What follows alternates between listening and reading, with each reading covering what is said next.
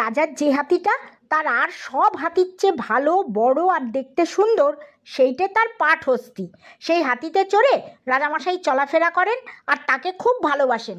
একদিন রাজার পাটহস্তি গেল মরে।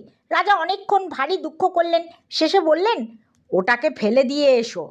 তখন সে হাতির পায়ে বড় বড় দড়ি বেঁধে 500 লোক টেনে তাকে মাঠে ফেলে দিয়ে এলো। সেই মাঠের কাছে এক শিয়াল থাকতো। সে অনেক দিন পেট ভরে খেতে পায়নি। মাঠে মরা হাতি দেখতে পেয়ে সে খুব খুশি হয়ে এসে তাকে খেতে আরম্ভ করলো। তার এত খিদে পেয়েছিল যে খেতে খেতে সে হাতির পেটের ভিতরই ঢুকে গেল। তবু তার খাওয়া শেষ হলো না। এমনি করে 2 দিন চলে গেল। তখনও সে হাতির পেটের ভিতরে বসে কেবল খাচ্ছে। ততদিন রোদ লেগে চামড়া গেছে শুকিয়ে, হাতির পেটের ফুটো ছোট হয়ে গেছে, আর শিয়ালও অনেক মোটা হয়ে গেছে খেয়ে খেয়ে। তখন তো তার ভারী মুশকিল হলো। সে অনেক চেষ্টা করেও হাতির পেটের ভিতর থেকে বেরোতে পারল না। এমন সময় 3 জন চাষি সেখান দিয়ে যাচ্ছিল।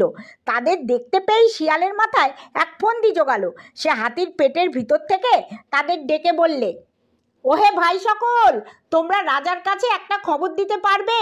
আমার পেটে যদি 50 কলসি ঘি মাখানো হয় তবে আমি উঠে দাঁড়াবো।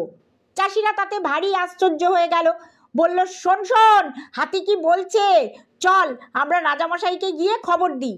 তারা তখনই রাজার কাছে ছুটে গিয়ে বললে, রাজামশাই, আপনার সেই মরা হাতি বলছে তার পেটে 50 কলসি ঘি মাখালে সে আবার উঠে দাঁড়াবে। শিগগির 50 কলসি ঘি পাঠিয়ে দিন। এ কথায় রাজামশাই খুব খুশি হলেন। তিনি বললেন, আমার হাতি যদি বাঁচে, 50 কলসি ঘি আর কত বড় একটা কথা। 1000 কলসি ঘি নিয়ে তার পেটে মাখাও। তখনই 1000 মুঠে 1000 কলসি ঘি নিয়ে মাঠে উপস্থিত হলো। 2000 লোক মিলে সেই ঘি হাতির পেটে মাখাতে লাগলো। 7 দিন পরে শিয়াল দেখলে যে হাতির চামড়া ঢের নরম হয়েছে, পেটের ফুটোটাও আবার বড় হয়ে গেছে।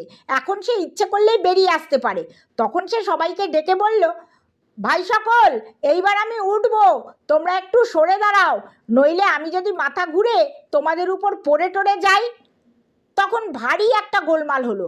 যে যাকে সামনে পাচ্ছে তাকেই ধাক্কা মেরে বলছে, আরে শিগগির সর, হাতি উঠছে, ঘাড়ে পড়বে। একথা শুনে কেউ কি আর সেখানে দাঁড়ায়? ঘিটি সব ফেলে তারা পালাতে লাগলো। একবার চেয়েও দেখলো না হাতি উঠেছে কি পড়েই আছে। তা দেখে শিয়াল ভাবলে, এই বেলা পালাই। তখন সে তাড়াতাড়ি হাতির পেটের ভিতর থেকে বেরিয়ে দে ছুট।